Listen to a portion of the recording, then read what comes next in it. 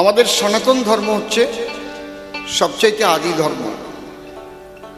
যীশু খ্রিস্ট যদি জন্মগ্রহণ না করতেন, আমরা খ্রিস্টান ধর্ম বলে কিছু জানতাম না।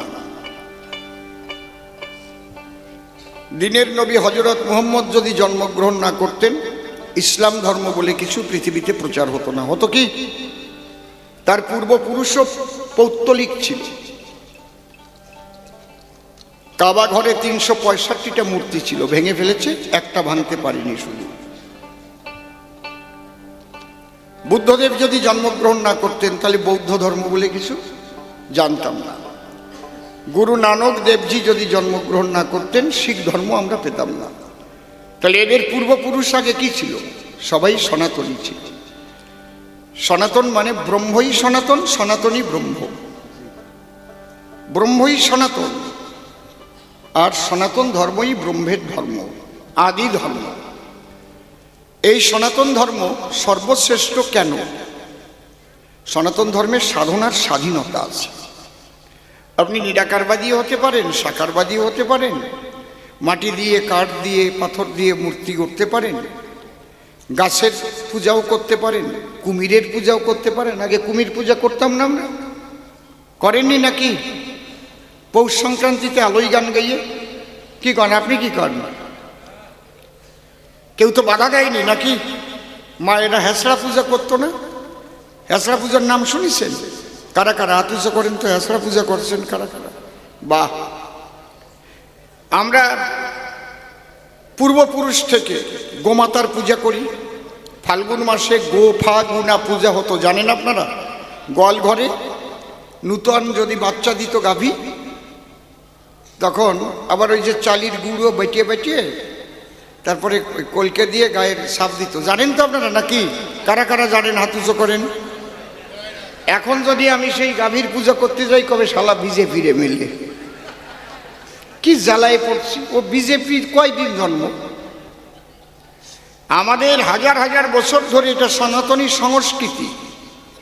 গাভীকে আমরা মায়ের মতো, তাকে আমরা পূজা করি, তাই না নাকি? তাহলে এই সনাতন ধর্মে কিন্তু কোনো রকম সাধনার ব্যাঘাত নাই, স্বাধীনতা আছে, বাইন্ডিংস নাই।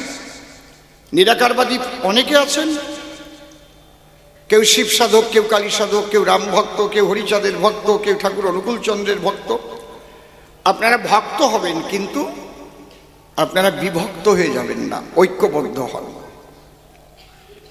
যে বিপদে পড়ুক, যদি দেখেন কোনো বৈষ্ণব বিপদে পড়েছে, সবাই মিলে এগিয়ে যাবেন। ও আমার এক ভাই, সনাতনী ভাই।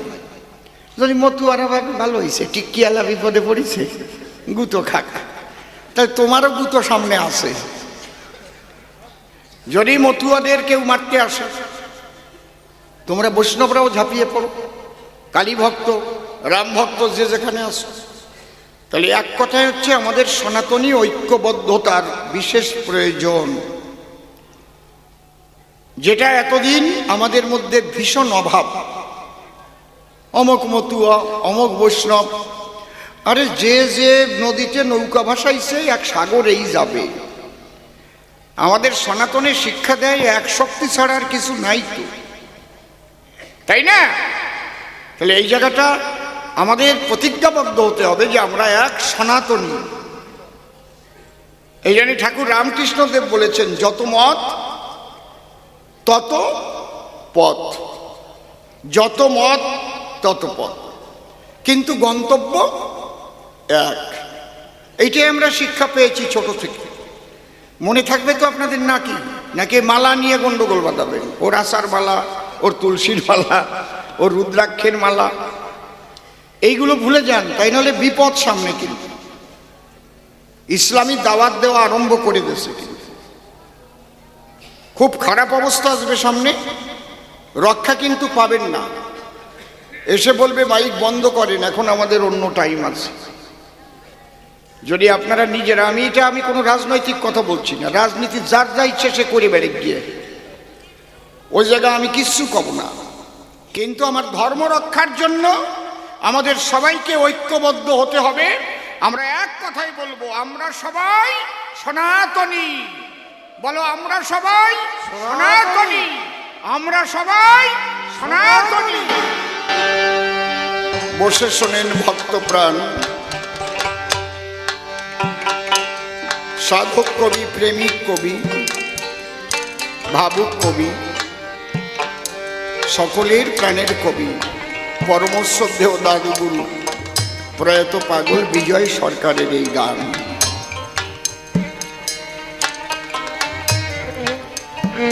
সবাইকে মনে করিয়ে দিয়েছে, মনে তো থাকে না। নীতি নীতি জীবগণ যায় যম ঘরে, তথাপি যাহারা থাকে তারা ইহা মনে করে। আমরা তো চিরজীবী নাহি হব ক্ষয়, ইহার চাইতে কি আশ্চর্য বলো মহাশয়। আর একটু, প্রতিনিয়ত প্রিয়জন হারা হচ্ছি আমরা, কিন্তু আমাদের মনে থাকে না যে আমিও চিরকাল এখানে থাকতে পারবো না। রিটার্ন টিকিট নিয়েই এসেছি, যেতে হবে।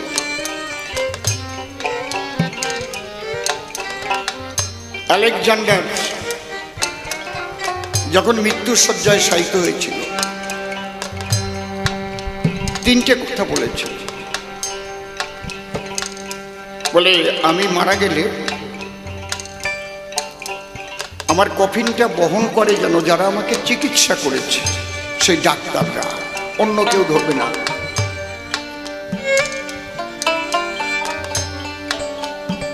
আর সারা জীবন আমি যে সোনা দানা, ধন দৌলত যা কিছু আমি জোগাড় করেছি, আমার কফিন নিয়ে যখন যাবে, পেছনে পেছনে ওগুলোকে রাস্তায় ছড়িয়ে দেবে।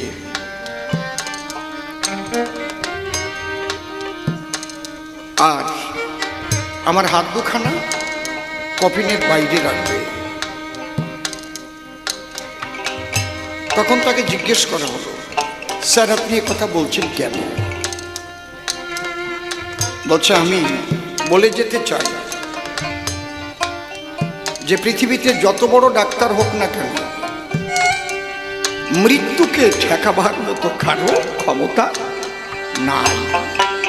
সেই ডাক্তাররাই যেন আমাকে আমার মরদেহ বহন করে নিয়ে যায়।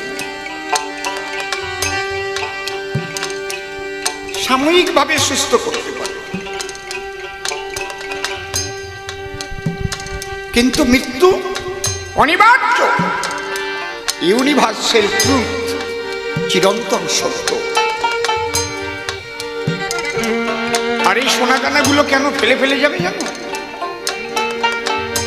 মানব জীবনের যে উদ্দেশ্য নিয়ে মানুষ জন্মগ্রহণ করে, এইগুলো জোগাড় করবার জন্যই সময়গুলো নষ্ট করবে না। যতটুকু প্রয়োজন তার চাইতে অনেক বেশি চায়, শুধু চায়। ওগুলো মানুষের আসল সম্পদ নয়। তাই মানুষকে আমি বুঝাবার জন্য ওগুলো সব রাস্তায় ফেলে দিয়ে যেতে।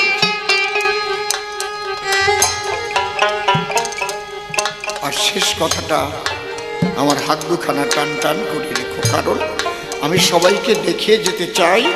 আমার শেষের যাত্রাকালে চেয়ে দেখো, আমার হাত ফাঁকা, হাতে কিছুই না, কিছুই না।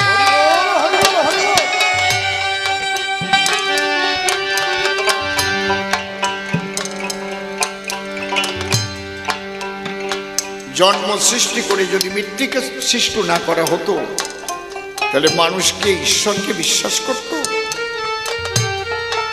এটা তার হাতে রেখেছে বলে সবচাইতে মহাভয় মৃত্যু, সেই ভয় পায় সকলে। তাই যদি না হতো, সবাই একটা বছর ধরে মুখ ঢেকে ঢেকে মাস্ক পরে চলত। করোনাকে কেউ দেখেছেন আপনারা? করোনা কেমন? নারী না পুরুষ না হিজড়ে, একটা ভাইরাস। দেখি নাই, কিন্তু নাম শুনে মরণের ভয় পায়। মৃত্যু কারো এড়াবার উপায় নাই। প্রকৃতি একটু একটু একটু একটু দিয়ে সবাইকে সাজায়, একটা গোলাপের মতো সাজায়। যেমন ফুল ফোটে, ঈশ্বর চরণে নিবেদিত হওয়ার জন্য, ভক্তের গলার মালা হওয়ার জন্য। মানুষেরও জন্ম হয় ঈশ্বর সাধনার জন্য। মানব জন্ম শ্রেষ্ঠ জন্ম। ধীরে ধীরে ধীরে ধীরে একটু একটু একটু একটু করে রূপ ও সৌন্দর্য প্রকৃতি ন্যায় কেড়ে আপনি যত বড় লোক হন, যত ভালো খাবার খান, ধীরে ধীরে আপনার দেহের সৌন্দর্য মলিন হতে থাকবে। কেউ ঠেকাতে পারবে না। কত ভালো খাবেন। মাইকেল জ্যাকসন সে ভেবেছিল আমি অনেক দিন জীবিত থাকবো। 12 জন ডাক্তার রেখেছিল। পারল কি থাকতে? সবাইকে চলে যেতেই হবে। আর এই জন্ম মৃত্যু নির্ভর করে কর্মের উপরে, আয়ু নির্ভর করে কর্মের উপরে। কি মানুক আর না মানুক তাতে আমার কিছু আসে যায় না। আর কিছু বাস্তব পরিস্থিতির উপরে, বাস্তব পরিস্থিতির উপরে।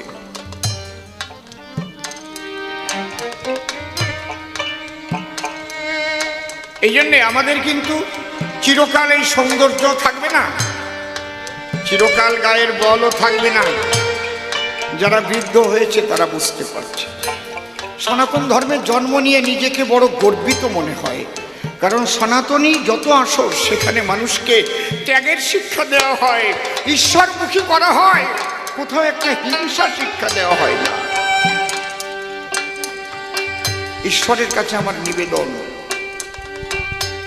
যদি আবার মানুষ করে পাঠাও তাহলে সনাতন ধর্মের জন্ম দিও।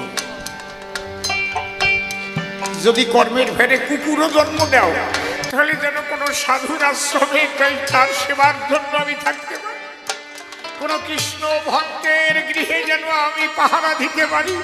আমি তাহলে কৃষ্ণ নাম শুনতে পারবো, হরি কথা শুনতে পারবো। হরি বল, হরি বল।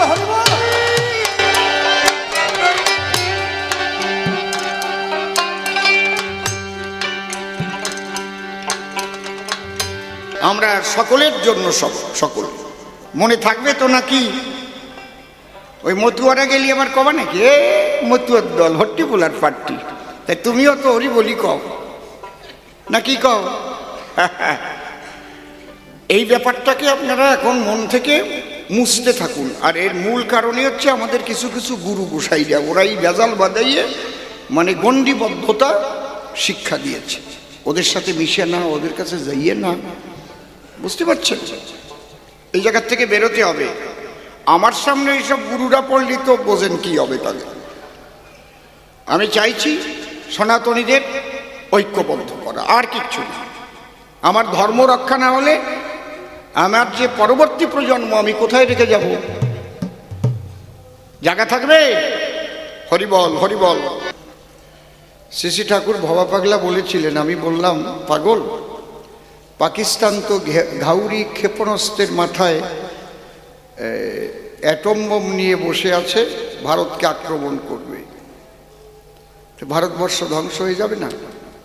পাগল তখন একটা গালাগালি দিয়ে আমাকে বলেছিলেন, আরে শালা, তুই জানিস না হিমালয়ের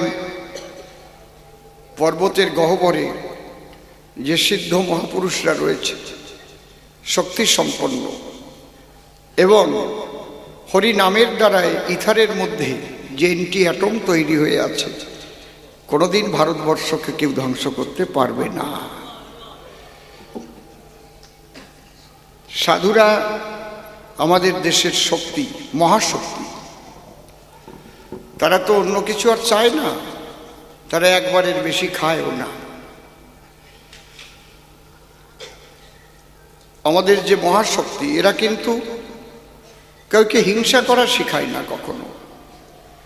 আমাদের সনাতন ধর্ম, এই ধর্মীয় অনুষ্ঠান এখানে, এটা সম্পূর্ণ কিন্তু ব্যক্তিগত অনুষ্ঠান, এটা কোনো বারোয়ারি অনুষ্ঠান নয়। আপনারা জানেন, সকলের প্রিয় মানুষ, অত্যন্ত শান্ত, সৎ, যার গায়ে কোনো কলঙ্কের দাগ নেই, সকলের ভালোবাসার মানুষ এবং যাকে অবলম্বন করে প্রচুর মানুষ বেঁচে থাকে। 30,000 যদি শ্রমিক হয় তাহলে একটা সংসারে 5 জন 6 জন করে ধরেন, তাহলে প্রায় 2 কোটি মানুষের মুখের অন্ন সেখান থেকে জোগাড় হয়। তারপরে সেগুলো আবার পাইকারি বিক্রি হয়, সেখান থেকে যারা নেয় তাদের অন্ন যোগান হয়, যারা আবার রিটেল মার্কেটিংয়ে বিক্রি করে সেখান থেকে যোগান হয়। তাহলে কয়েক কোটি মানুষের মুখের খাদ্য কিন্তু যিনি যোগান দেন তার সমস্ত সৈনিকদের নিয়ে, তিনি হচ্ছেন আমাদের সকলের শ্রদ্ধেয় মাননীয় বীরেন্দ্রনাথ বসাক মহাশয়। আর তার প্রধান সৈনিক বর্তমান শ্রদ্ধেয় স্বপন বাবু। তার গৃহলক্ষ্মী পুত্র কৃষ্ণ, সেও কৃষ্ণ, একেবারে সহজ সরল, এত বড় লোকের ছেলে, সে যেভাবে চলে, তাই না? অন্য কোনো জায়গায় হলে কয় কেজি সোনার গহনা থাকতো তার ঠিক কি, সেই কুকুর বান্ধা শিকলের মতো নিয়ে ঘোরে মানুষ দেখি। 2 পয়সা হলে যা হয় না, হাতে গলায় কানে কোন কোন জায়গায় কেন পায়েও নিয়ে নিল। তা এই সনাতন সংস্কৃতিকে রক্ষা করার যে মানসিকতা তৈরি হয়েছিল যেখান থেকে, সে হচ্ছে ওনার পরমশ্রদ্ধেয় পিতৃদেব এবং মাতৃদেবী। আমি তাঁদের সকলের শ্রীপাদ পদ্মে ভক্তিপূর্ণ প্রণাম জানাই। শ্রদ্ধেয় বীরেনবাবু যে পুত্রবধূও পেয়েছেন, অত্যন্ত হাসি খুশি। মিশুকে এইরকমই তো চাই, আনন্দের, তাই না? আমি ঠাকুরের কাছে প্রার্থনা করব তার যে সন্তানটিও হয়েছে এবং বংশ পরম্পরায় ঈশ্বর যেমন এমন আত্মা পাঠায় এখানে যারা এটাকে ধরে রাখতে পারে। হরি বল, আমি আর কিছু চাই না, এই ভাবটা যেন বজায় থাকে।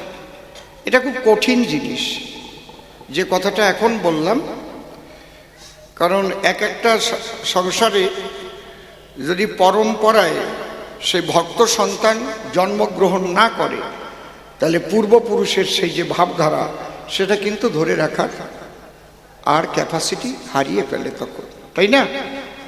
তাই আমি চাইব যে এখানে ঈশ্বর তুমি এইটুকুই করো, তোমার মন্দির এখানে হয়েছে, তোমার ভক্তবৃন্দের আগমন এখানে হয়, এটা যেন বংশ পরম্পরায় চলতে থাকে। যতদিন পৃথিবী থাকে এই বংশে যারা জন্মগ্রহণ করে তারা যেন কৃষ্ণ ভক্ত হয়ে জন্মগ্রহণ করে। হরি বল, এই আশীর্বাদ করবে। হরি বল। আর অন্য কোনো কিছু দরকার নয়, যেটুক আছে পার্থিব জগতের চাওয়া পাওয়ার কিছু নাই, শুধু ওইটুক পেলেই আমরা সবাই খুশি হব, তাই না? আমিও একদিন থাকবো না, বীরেনবাবু একদিন থাকবেন না, স্বপন বাবু একদিন থাকবেন না, কৃষ্ণকেও সেই পথে একদিন যেতে হবে। তো পরম্পরায় যারা আসবে তারা যেন এটাকে ধরে রাখে। জয় হরি বল। কবিগান,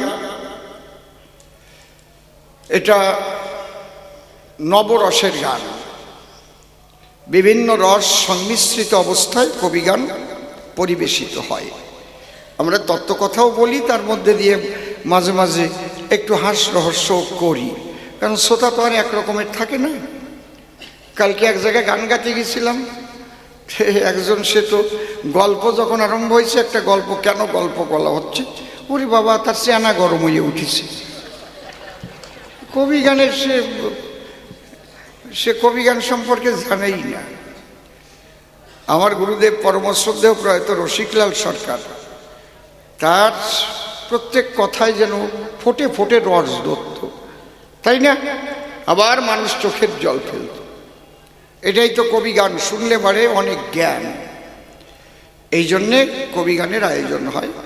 এটা বঙ্গ সংস্কৃতির একটা বিশেষ অঙ্গ, লোক সংস্কৃতির, আমাদের সনাতনী সংস্কৃতি। আজকে পালা আরম্ভ হয়েছে নারদ এবং শ্রীকৃষ্ণের সঙ্গে কথোপকথন, প্রশ্ন এবং উত্তর। যিনি আমার বিপক্ষ কবি, তিনি অত্যন্ত বিদগ্ধ কবি, উচ্চ শিক্ষিত, খুব নাম করা কবি ছিলেন বাংলাদেশের। যদিও দেশ ত্যাগ করার পরে কণ্ঠস্বর একটু ওনার ধরে গেছে, কিন্তু ভেতরের মালামাল তো ঠিক আছে।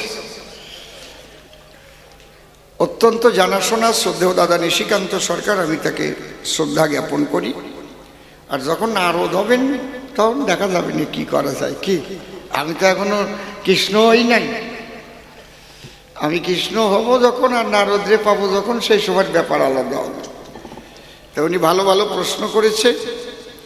ভগবানের জন্ম নাই, মৃত্যু নাই, না জন্মালি কথা করছো কার সাথে? জন্ম যদি না থাকে, এটা একটা জগৎ আছে। ঈশ্বর পরমকৃষ্ণ সচ্চিদানন্দ বিগ্রহ অনাদিরাদি গোবিন্দ সর্বকারণে কারণম, সেই জগৎ আলাদা। আর জন্ম মৃত্যুর জগৎটা হচ্ছে আলাদা, এটা বাস্তব জগৎ। বাস্তব জগতে যেই আসবে তার দেহ ত্যাগ করতে হবে। এটাকে ভগবান ঈশ্বর যাই বলো না কেন, তাকেও মানতে হয়। যে কোনো একটা অবলম্বনের দ্বারাই তাকে লীলা সম্বরণ করতে হয়। এই জন্যে যারা সদ্গুরু, তাদের এই কথা কখনো বলা হয় না যে আমার গুরুদেব মারা গেছেন। গুরুদেব দেহ রেখেছেন। নাকি আপনারা কন নাকি আমার গুরুদেব মরে গেছে?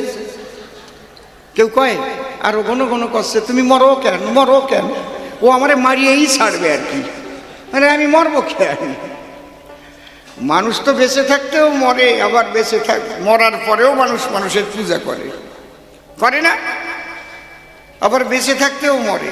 কতজনের দুর্নীতির জন্য জেলে মরে, ওটা তার একটা মরণ না?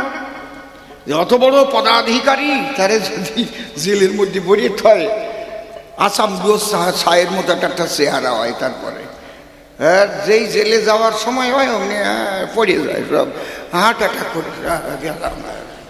তো এ মরণ না নাকি? এর সাইতে মরে যাওয়া ভালো না? মরে গেলি একবার পোড়ায় ফেলে, ঠিক কি না? নাকি?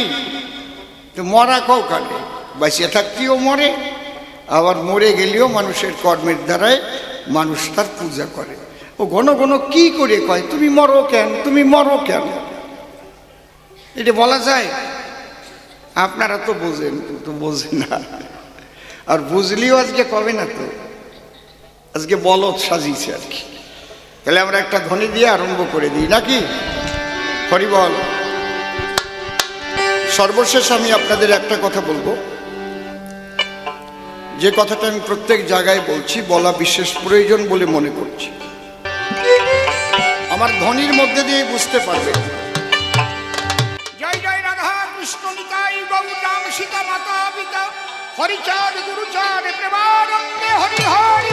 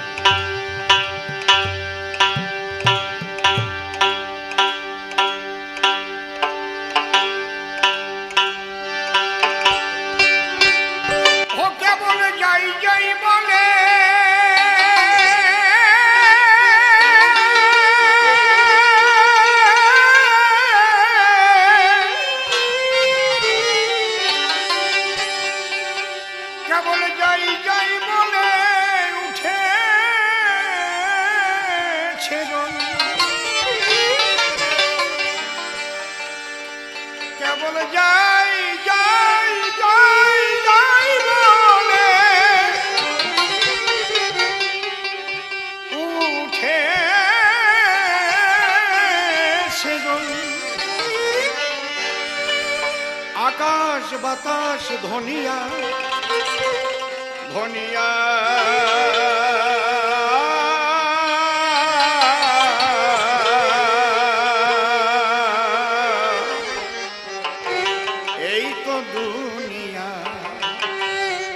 জীবন ভরে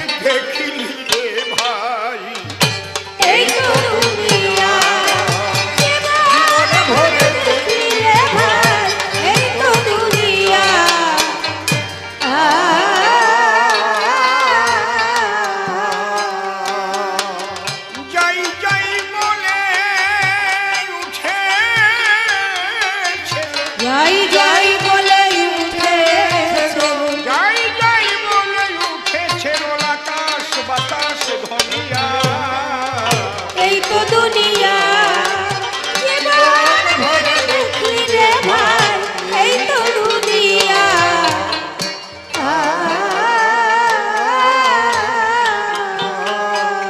ও জীবনে বসন্তের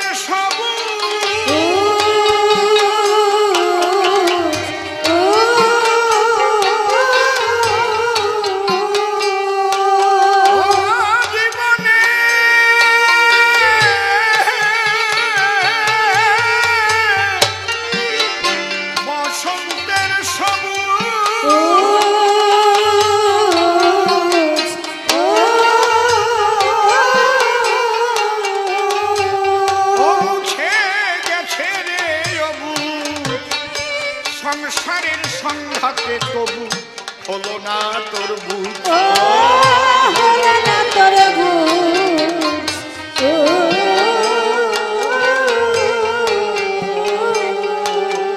কেন বুঝলি না রে ওরে অবুঝ বুঝলি না রে ওরে অবুঝ বুঝলি না রে ওরে অবুঝ সব দেখিয়া আর শুনিয়া এই তো দুনিয়া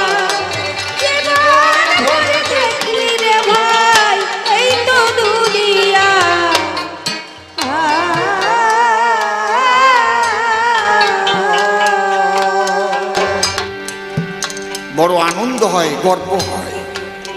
আমি একজন সনাতনী, আমি একজন সনাতনী।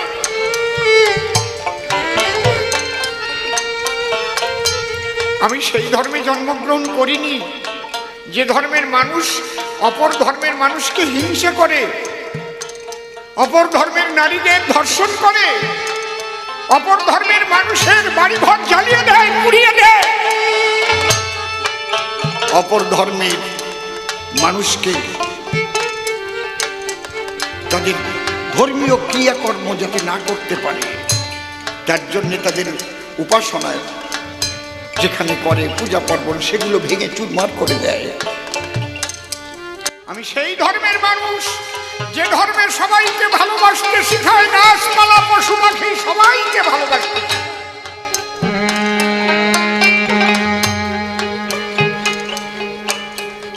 শুধু মানুষ নয়, প্রকৃতি প্রেম শিখায়। যার মধ্যে প্রাণ আছে তাকেই ভালোবাসতে বলছে। ও বেধে ভাঙন কুলে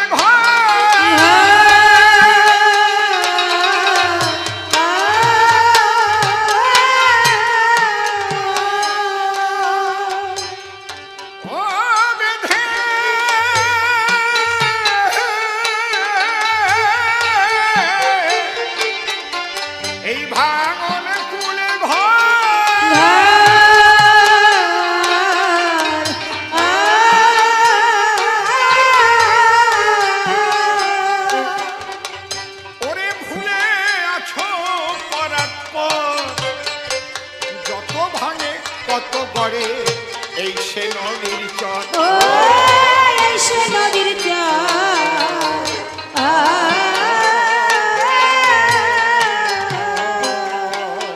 তবু জড়াইয়ে আছো তার ভিতর, জড়াইয়ে আছো তার ভিতর, তবু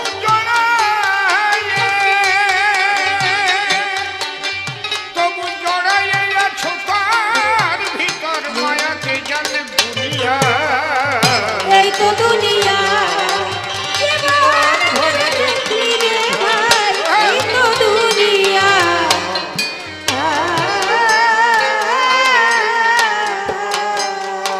ওই অসারে ভুলে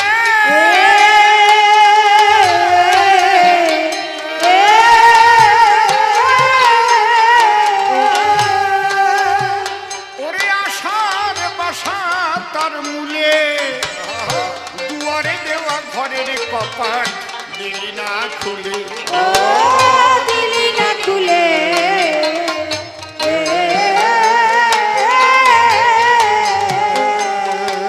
ওরে ও তুই বসে আসা নদীর কূলে, বসে আসো নদীর কূলে, বসে আসা নদীর কূলে, কাল গেল ঢেউ বুনিয়া।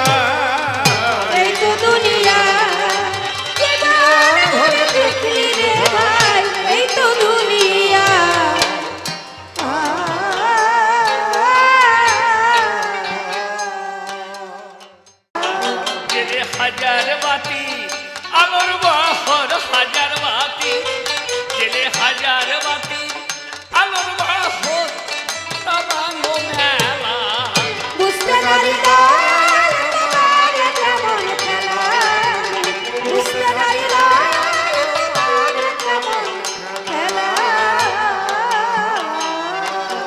ওই চন্দন পালঙ্ক হতে নামা বৃক্ষ কেড়ে নিয়ে মুখের হাসি ঝরাও চোখে জল ও ধারা চোখে জল চন্দন পালঙ্ক হতে নামা বৃক্ষ কেড়ে নিয়ে মুখের হাসি ঝরাও চোখে জল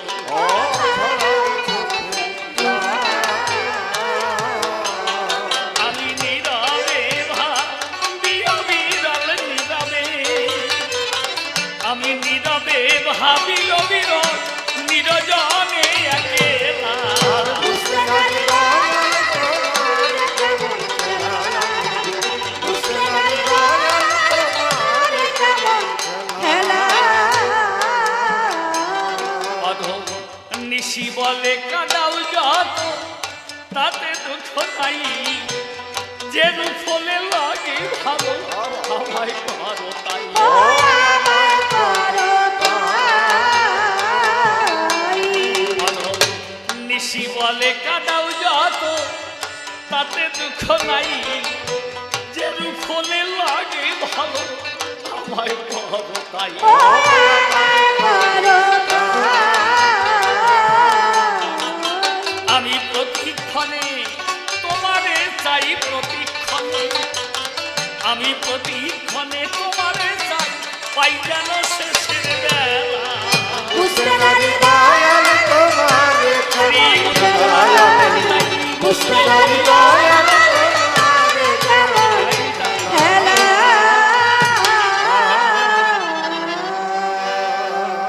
নমে কৃষ্ণ বংশীধারী মুকুন্দ মুরারি হরি পারের কান্ডারি তুমি মঙ্গল আলয় অখিল জীবের প্রতি অগতির তুমিই গতি সৃষ্টি স্থিতি তোমাতেই প্রলয় স্থাবরী জঙ্গমাদি সৃজিলে তুমি বিধি সুরগণ নিরবধি তব বন্দন গায় আসমুদ্র হিমাচল ষট্কমর্তন হতল নত শিরে চরণতল প্রণতি জানাই তুমি কৃপাময় অতি আমি অতি মূঢ়মতি তোমার ভক্তিপ্রীতি মোর কিছু নাই তাই জীবন সাজেতে আসি বাজাইয়া মিলনবাসী নিজ গুণে ও চরণে দিও মোরে ঠাই যাক বন্দনার ভাব করি ক্ষান্ত আলোচনার যে বৃত্তান্ত আদ্যপান্ত চূড়ান্ত সিদ্ধান্ত শুনতে আমার একান্ত মনেরই কামনা আছে না যত মহৎ ব্যক্তি আমার তো নাই বক্তৃতার শক্তি হয়তো এই অধমের উক্তি আপনাদের হৃদয়ঙ্গম যুক্তি কভু হবে না তাই দাঁড়িয়ে প্রথমবারে আমি প্রণাম করি আপনাদিগের পদনখরে আছে না যত নারী নরে আমার শিরে শুভাশিস করবেন বরিশান আমি আপনাদিগের শুভাশিস নিয়ে মাথে চলব কবি কাব্য পথে আজ আপনাদিগের কৃপাতে হতে পারে এই মধুর কবির কীর্তন যা হোক তাই প্রণাম দিয়ে সকলের পায় এবার কিন্তু আমি যাব ভূমিকায় এখন থেকে আমি আর নিশিকান্ত সরকার নয় কেননা কবি গানের করতে হলে আয়োজন আপনাদিগের সকলের আছে জানা স্বনামে কখনো কবি গান হয় না মানে প্রায়ই কেউ করে না তাই তো প্রথমবারেই আপনাদের পাদপদ্মে আমার রইল নিবেদন আমি নারদমুনি ধরে নাম আজ আপনাদের কাছে পরিচয় দিলাম বিপক্ষে ঘনক শ্যাম আমার কৃষ্ণ জনার্দন আজ নারদ কৃষ্ণ পাল্লা হবে অন্তরে দেখুনি ভেবে আপনারা প্রেমিক ভক্ত সবে তাই বসে বসে সেই মধুপান করবেন সর্বজন এইবার আমি নিজ নাম পরিহরি নারদের ভূমিকা ধরি আর বিপক্ষে শ্যাম বংশীধারী আমার কৃষ্ণ জনার্দন ভক্ত ভগবানে পাল্লা হবে অন্তরে দেখুন ভেবে আপনারা বসে বসে সবে তাই করবেন আকর্ণন হে ঠাকুর আমার হাতে আছে বিনা যন্ত্র ভাম আবার নিত্য স্বতন্ত্র মধুর নাম কৃষ্ণ মন্ত্র জপি অনুক্ষণ তাই বিনা যন্ত্র নিয়ে হাতে আমি চলি যখন পথে পথে অনেকেই আমার সাক্ষাতে করে নিবেদন, হে অনিন্দ সুন্দর কানাই, আমি তো তোমার নামেই ভিক্ষা মেগে খাই, সাধ্যমাত্র পাতাল এই ত্রিদেশে করি পরিভ্রমণ। আমাকে দেখলে পরে ছুটে এসে সকলে নারী নরে, ওরে তোমার নামে জিজ্ঞেস করে, এইভাবে তারা আমায় করে জ্বালাতন। হে প্রাণের গোবিন্দ, লোকে যদি তোমায় বলে মন্দ, আমি তা সহ্য করিয়া কেমন? তাই তো দেশে দেশে ঘুরি, আমি মুখে বলে কৃষ্ণ হরি হরি, আর সকল নর নারী আমাকেই শুধু করে জ্বালাতন। দেখেন, কেননা ভেবে দেখুন জ্ঞানী নরে, আমার গোবিন্দ কিন্তু জরাব্যাধের সরাঘাতে ওই নিমতলাতে আসে পড়ি। তাই সকল মর্তলোকে গেলে পরে সকল নারী নরে করে জিজ্ঞাসন, হে নারদ, ওই যে তোমার অনিন্দ সুন্দর কানাই, আমরা তো জানি শাস্ত্র মধ্যে যা পাই, কেননা পরমেশ্বরের নাই কোনো জন্ম আর মরণ। তাহলে বলো দেখি আমাদের গোচরে তোমার কৃষ্ণ নটবরে জরাব্যাধের সরাঘাতে আসে পড়িয়ে, আমরা তো বুঝতে পারি নাই ব্যাপারটা কেমন। হ্যাঁ, বেদে বলেছে নয়া জয় তো মৃয়তে বা বিপস্থিত নায়ং কুতস্থিত ন বহুব কস্থিত। ঈশ্বর হলো জরামরার অতীত, অজর অমর অব্যয় অক্ষয় চির শাশ্বত সনাতন। তিনি জন্ম নিয়ে আসে না চরাচরে, আবার কভু যায় না মরে। তাহলে জরামরার পরে থাকে সদাই অব্যয় অক্ষয় শাশ্বত সনাতন। তোমার ওই যে কৃষ্ণ রসিক রসময় যদি সেই পরমেশ্বর হয়, তাহলে ভালো করে তুমি বলো দেখি আমাদের সদন। দেখেন না, আমার কৃষ্ণ জগন্নাথে পড়িয়াছে নিমতলাতে।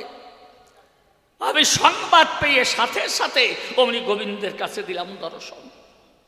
বলি আপনাদিকের বরাবরই আমি তো ওই গোবিন্দের সতত সেবা করি, আমি চরণ সেবা করি অনুক্ষণ। আপনাদের কাছে করি বর্ণনা, কিন্তু চরণে হাত দিতে দেয় না। বলে নারদ, চেয়ে দেখ না, ওই জরাব্যাধ যে সৎ করেছে নিক্ষেপ, উহু শব্দ করে, এইরকম গোবিন্দ আমার ব্যথায় মরে। যিনি ব্যথাহারী মদন মোহন, কি দেব পরিচয়? সেই গোবিন্দ আজ মরিছে ব্যথায়, জরাব্যাধের সরাঘাতের কারণ। দেখলেন, একটু পরে যাবে মরিয়ে। তাই চিন্তা করলাম অন্তরে, গোবিন্দ যদি যায় সরিয়ে, একেবারে যাবেই যে, একেবারে আমার এই ধারণা যে একেবারে বদ্ধ পরিকর তা না, তবুও যেভাবে কাতরাচ্ছে, খুলে বলি আপনাদের কাছে, আর হয়েছে যে বেদনার কারণ। তাই দেখলাম চিন্তা করে হয়তো একটু পরে যাবে মরিয়ে, তাই গোবিন্দের সেবা শুশ্রূষা করে আমি চিন্তা করলাম অন্তরে কিছু কথা জানার প্রয়োজন। কেননা আপনারা ভেবে দেখেন সবাই ওই যে আমার গোবিন্দ কৃষ্ণ অনিন্দ সুন্দর কানাই, ওনার অবর্তমানে ওনার কথা তো আর বলতে পারবে না কোনো জন। ওই আমিও শ্রীমুখে আমি জানাই আপনাদিকের বাকে, যিনি সেই পরম প্রেমময় গীতার বাণী করেছিলেন উচ্চারণ। তাই দেখলাম গোবিন্দ যদি যায় মরে, তাহলে যে সমস্ত দ্বিধা দ্বন্দ্ব আছে অন্তরে, যেমন মানুষ সময় জ্বালাতন করে, আমাকে দেখলেই এসে আমার ধারে করে জিজ্ঞাসন, হ্যাঁ নারদ, তুমি আমাদের কথা লাও, আমাদের ভালো করিয়া বুঝাও, যার নাই কোনো জন্ম আর মরণ। এই কৃষ্ণ ঈশ্বর হলে পরে খুলে বলি তোমার গোচরে কেন জরাঘাতের সরাঘাতে পড়ে ওই নিমতলাতে তার ঘটিবে মরণ। ওই কৃষ্ণ সমরাও, এই জন্যে তুমি আজকে বেঁচে থাকতে থাকতে আমাদের সবাইকে বুঝিয়ে যাও। যদিও হবে তোমার একটু কষ্টের, কারণ চরণ ধরে করিমা না ঠাকুর, তুমি চিন্তা করো না, বা আমাদের দোষ নিও না, অপরাধ নিও না কখন। বলো দেখি, তাহলে তুমি সেই পরম ব্রহ্ম হলে পরে নিবেদন করি তোমার পদ নখরে, যিনি নাহি জন্ম ধরে, আবার কখনো তার ঘটে না মরণ। না যায় তো মৃয়ত বা বিপস্থিতে নায়ং কুতস্থিত না বহুব কস্থিত। ঈশ্বর হলেন জরামরার অতীত। কেননা ভাগবতে করেছি পঠন, ঈশ্বর পরম কৃষ্ণ সচ্চিদানন্দ বিগ্রহ, অনাদির আদি গোবিন্দ সর্ব কারণ কারণম। তুমি যদি হও সেই সর্বকারণের কারণ, বলো দেখি দয়া করে, তাহলে যিনি ঈশ্বর হলেন এই চরাচরে, তিনি কোনো দিন জন্ম নাহি ধরে, আবার তার কখনো ঘটে না মরণ। তবে এইবার তুমি কথা কও, ওহে কৃষ্ণ শ্যামরাও, জরাবেদের সরাঘাতে কেন নিমতলাতে পড়িয়ে রাও, তোমার একটু পরে ঘড়িবে মরণ। এই জন্য আমার কাছে বলো দেখি, তোমার এই জন্ম মরণ আছে নাকি? হ্যাঁ, ওহে কৃষ্ণ চক্র পানি, এইভাবে জন্ম ধরে দেবকীর উদরে, আবার যদি তোমার যাও, তুমি যাও মরে, তাহলে সেই ঈশ্বর বলে তোমাকে আমরা কেমন করিয়ে মানি? এই আমার প্রথম প্রশ্নখানি করলাম নিবেদন। তাহলে ঈশ্বরের কোনো জন্ম মরণ নাই, আমরা সর্বশাস্ত্রে ব্যাখ্যা পাই। হে অনিন্দ সুন্দর কানাই, তবে তোমার কেন হচ্ছে এমন? এই আমার প্রথম প্রশ্নখানি আমার গোমিদ্য সম্মুখে ধরলাম টানি। এবার দ্বিতীয় প্রশ্ন আনি, আমি বলবো আপনাদের সদন। দেখেন, আমার ওই যে কৃষ্ণ ভগবান, খুলে বলি সভা সন্নিধান, গীতার বাণী করেছেন উচ্চারণ, তাই তো বাবা? তো উনি কি বললেন? বেদানাং সামবেদাস্মি দেবনামস্মি বাসোয়া, আর ইন্দ্রিয়ানাং মনস্যাস্মি ভূতানামস্মি চেতনা। এই যদি হয় তোমারই শ্রীমুখের বাণী, গীতাখানি তার ঘোষণা। কি বললেন? বেদানাং সামবেদাস্মি, বেদের মধ্যে আমি সামবেদ, তাই তো বাবা? এতে আমাদের কোনো নাহি খেদ। তবে তুমি একটু করে লাও শ্রমণ। এরপরে কি বললে? বেদানাং সাংবেদাস্মি দেবনামস্মি বাসবা, দেবতাদের মধ্যে আমি বাসব মানে ইন্দ্র। আর ওই যে আমার কৃষ্ণচন্দ্র, তারপর বললেন ইন্দ্রিয়ানাং মনস্যাস্মি ভূতানামস্মি চেতনা, ইন্দ্রিয়গণের মধ্যে আমি মন। হে গোবিন্দ, তুমি আমার কথা রাখো। তাহলে মনরূপে যদি তুমি আমাদের মধ্যে থাকো, এই মনেই কিন্তু সকল কর্ম করে সম্পাদন। বাবা, তাই তো? মনেই সকল কর্ম করে। আপনারা ভেবে দেখেন, অন্তরে হয়তো আপনি ট্রেনে চড়ে কলকাতায় যেতে চান, বাবু একখানা দেখেন না, একখানা কাগজ নিয়ে হাতে বলি আপনাদেরকে সাক্ষাতে, তাহলে চশমা দিয়ে আখিতে আপনি হয়তো আনমনা অবস্থায় করছেন পঠন। এমন সময় একজন হকার এলো, ওই হকার এসে কিন্তু সে বারবার চিৎকার করে বলছিল, বাবু এইটা কি কারো আছে প্রয়োজন? যদিও বাবুর দরকার ছিল, কিন্তু এই যে পড়ার প্রতি দিলেন মন। খুলে বলি আপনাদেরকে ঠাই, এই জন্যে কান পাতা আছে, শুনতে পারে নাই। তাহলে কি বুঝা গেল? মনের সাথে যদি এই কান যুক্ত না থাকে, কখন আপনাদের কাছে করি বর্ণনা, মন যদি হয় আনমনা, পাতা কানেও শুনতে পারে না, এ নমুনা আমরা সচক্ষই করলাম দর্শন।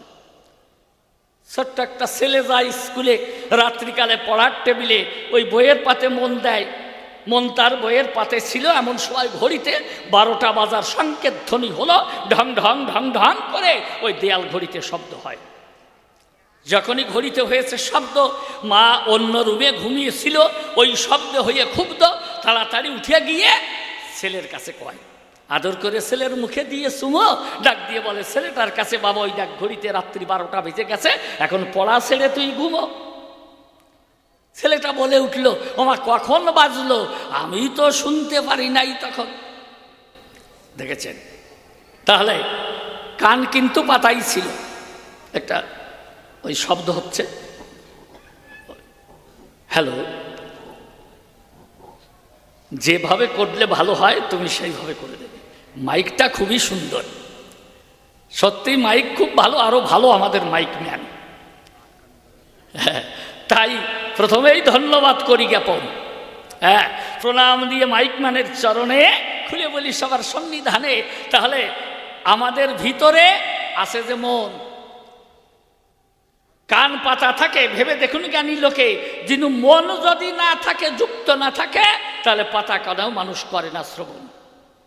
আরো করি বর্ণনা, মানুষ চোখ মেলে তাকিয়ে আছে, খুলে বলি আপনাদের কাছে, এই মেলা চোখেও দেখতে পারে না। একটা লোক বসে আপন বারান্দায় আনমনা অবস্থায় তামাক খায়, ওই পথ দিয়ে একটা গাভী করেছে গমন।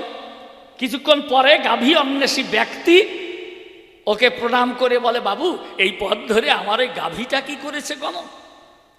লোকটা ডাক দিয়ে বলে, তার ঠাই আমি তো দেখতে পারি নাই। তাহলে ব্যাপারটা কেমন? সে কিন্তু রাস্তার দিকেই তাকিয়েছিল। ওই যে আনমনা অবস্থায় রলো, মানে দৃষ্টির সাথে সংযুক্ত ছিল না মন। আমি আপনাদের জানাই, এই জন্যে কিন্তু মেলা চোখেও দেখতে পারে নাই। তাহলে কি বুঝলাম আমরা?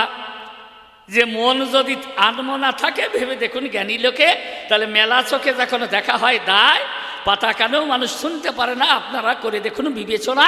তাহলে মনই হলো ইন্দ্রিয়গণের রাজা, ইন্দ্রিয়গণকে পরিচালনা করে মহাশয়, তাই তো? তা হে কৃষ্ণ ভগবান, এই মন রূপে যদি তুমি আমাদের মধ্যে থাকো অধিষ্ঠান, এই জীবী যখন কুপথে যায়, তোমাকে উপেক্ষা করে তারা যায় কি করে? কুপথ ধরে তুমি থাকতে ভিতরে, আমরা কুপথে যাব কি কারণ? হে কৃষ্ণ কালো শশী, বলো দেখি তুমি আমার ধারে, তুমি থাকতে আমাদের ভিতরে, মানুষ যখন যায় কুপথ ধরে, তাহলে তুমি তো সকল কিছু করো, তোমার কর্মে এই জীবগণ কেন হবে দোষী? জীবগণ দোষী হবে কেন? আমি দ্বিতীয় প্রশ্ন করলাম দান। কেননা তুমি কৃষ্ণ ভগবান মন রূপে অধিষ্ঠান, আমাদের এই দেহ আঙিনায় রাখো, আমার কথা রাখো। মন রূপে যদি থাকো, তাহলে জীবগণ কেন নরকপুরে যায়? তাই বলো একটু দয়া করে, এই কুকর্মের ফেরে পড়িয়ে জীবগণ কেন নরকপুরে ধায়? এই আমার দ্বিতীয় প্রশ্নখানি আমি সবার সমক্ষে এবং গোবিন্দের কাছে ধরলাম টানি। ওই যে আমার কৃষ্ণচক্র পানি সুন্দরভাবে জবাব দিয়ে আজ বোঝাবে সবাই। আর মাত্র একখানা প্রশ্ন করিয়ে আমি কিন্তু আমার মতো যাব সরিয়ে প্রথমবারে। এরপরে আমার গোবিন্দ কৃষ্ণ নটবরে দেখবেন মোহন বেশে হইবেন উদয়। কেন? অপরূপ রূপের সমাহার আমার কৃষ্ণ গুণাধার, আহা কি বা বাহার, অপূর্ব মনোহর এই বিশ্ব বসুধায়। ওই রূপের মূরতি দেখলে পরে কেউ কি ভুলে থাকতে পারে? একটু পরে তার জাজ্জল্য প্রমাণ পাবেন, শুধুই চয়। তাহলে আর একখানি প্রশ্ন করে আমি আমার মতো যাব করি। হে কৃষ্ণ নটবরে, এই যে কুরুক্ষেত্র সমরে তুমি অর্জুনের রথের পরে ছিলে রসময়, তুমি ঘোড়ার অর্থাৎ রথ রজ্জু ধরে রথ পরিচালনা করে এই যুদ্ধ পরিচালনা করলে কুরুক্ষেত্রের গায়ে। কিন্তু তুমি কৃষ্ণ কমলাক্ষ, তুমি তো থাকো নিরপেক্ষ, তোমার তো নাই কোনো পক্ষাপক্ষ, তুমি যে নিরপেক্ষ কৃষ্ণ দয়াময়। তবে অর্জুনের রথে চড়ে একটি পক্ষ ধরিয়ে তুমি রথের রজ্জু ধারণ করে এই যুদ্ধে ঘটালে কিসের দায়? সারা বিশ্বের যত নারী নরে তোমাকে একটি পক্ষে দর্শন করে, তাই পক্ষপাত তুমি দুষ্ট কেন হলে রসময়? হ্যাঁ, তুমি যে পক্ষপাত দোষে হলে দুষ্ট, এতে যে আমার কত কষ্ট ঠাকুর, এ তোমাকে বুঝানো হবে না। কেন? তা এই যে হাতে মোর যে বিনা যন্ত্রখানা, আমি করি কৃষ্ণ নামের গাহনা, আমার আজীবনের সাধনা একমাত্র তুমি কৃষ্ণ দয়াময়। তা তোমাকে যদি লোকে মন্দ বলে, বলো দেখি কৃষ্ণ নীল দলে, এটা আমি সহ্য করি কি করে হিয়ায়? তাই তিনখানা প্রশ্ন এনে নিবেদন করলাম তোমার শ্রীচরণে এই প্রথমবারে। এর চেয়ে বেশি বলা আর হবে আমার দায়। যাক, হ্যাঁ বাবাজি, যারা বাইরে আছো তারা চলে এসো, এইবার একখানা গান গেয়ে আমি নিয়ে যাব বিদায়।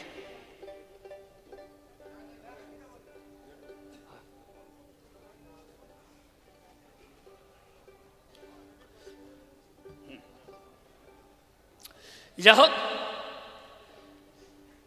তবে বাবা এখানে নববৃন্দাবনে গান, আপনারা শত ভক্তপ্রাণ হয়েছেন উদয়, এই জন্য মনে করলাম বিবেচনা, আজ আর এখানে কোনো গল্প গুজব চলবে না, আজ আর কোনো রসের কথা নয়। আমার শ্বশুর মশাই এসে গেছে আসরে, আমি আর দেরি করব কিসের তরে। এই জন্য প্রথমবারে শুধু নিবেদনের সুরে ওই যে আমার গোবিন্দ কৃষ্ণ রসময় আমার মনে আছে, ভাবো মাত্র 3খানি প্রশ্ন দিয়ে যাব, এরপরে আর কোনো গল্প গুজব নয়।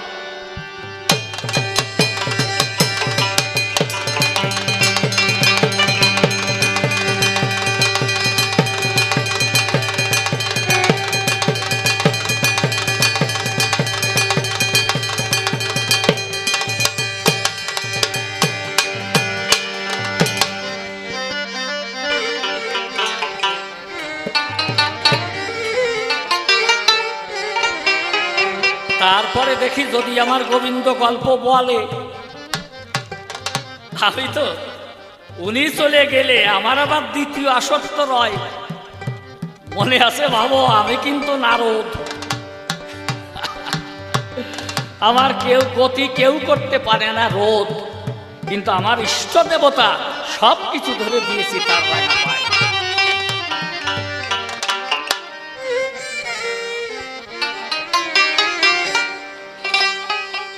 আমি তো মাকে যে পাবো দয়া, সে আশা মোর আমি তোমাকে যে পাবো দয়াল, সে আশা মোর। আমি তোমাকে যে পাবো দয়াল, সে আশা মোর।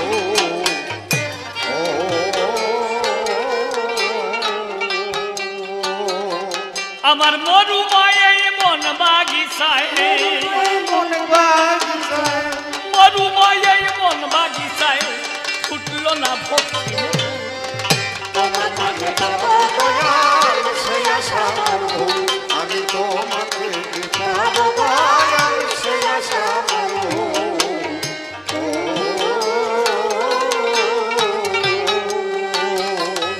মুখে আমার ধর্মের বলি, কর্মের বেলায় থাক, বাহিরে মোর জাতির যেমন, ভিতরে আর এক। ভিতরে লাগা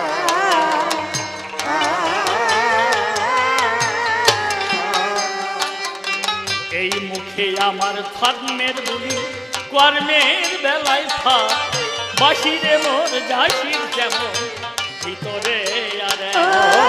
ভিতরে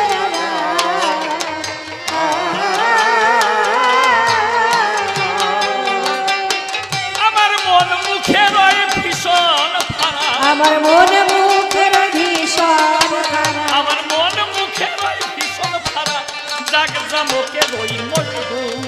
তোমাকে যে পাবো দয়াল, সে আশা মোর ভুল। আমি তোমাকে যে পাবো দয়াল, সে আশা মোর ভুল।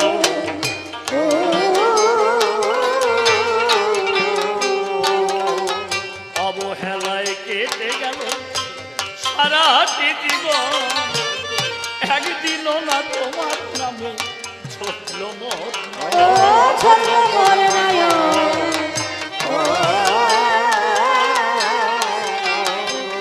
কেবল অবহেলায় কেটে গেল সারাটি জীবন, একদিনও না তোমার নামে ছোটল মোর ও ছোট মোর নয়ন।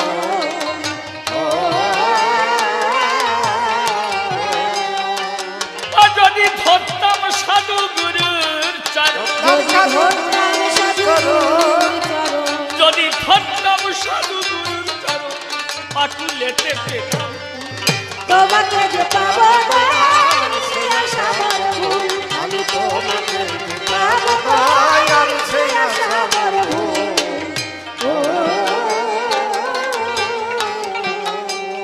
অধম নিশি বলে করলাম শুধু অপরাধ জমা, তুমি না কি পরম দয়া, দয়ার নাই। ও দয়ার নাই সীমা,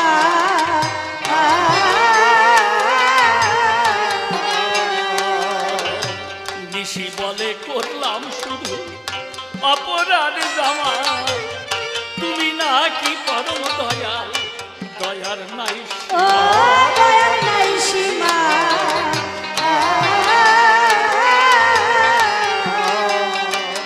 ও তুমি করলে করতে পারো করলে করতে পারো ক্ষমা, করলে করতে পারো ক্ষমা, সেই ভরসায় রই কাটু।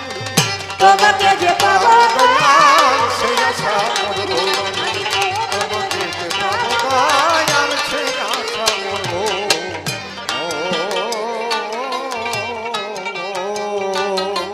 আমি নারদ মুনি নামটি ধরি দিলাম পরিচয়, বিপক্ষেতে আছে আমার শ্যামল রসময়।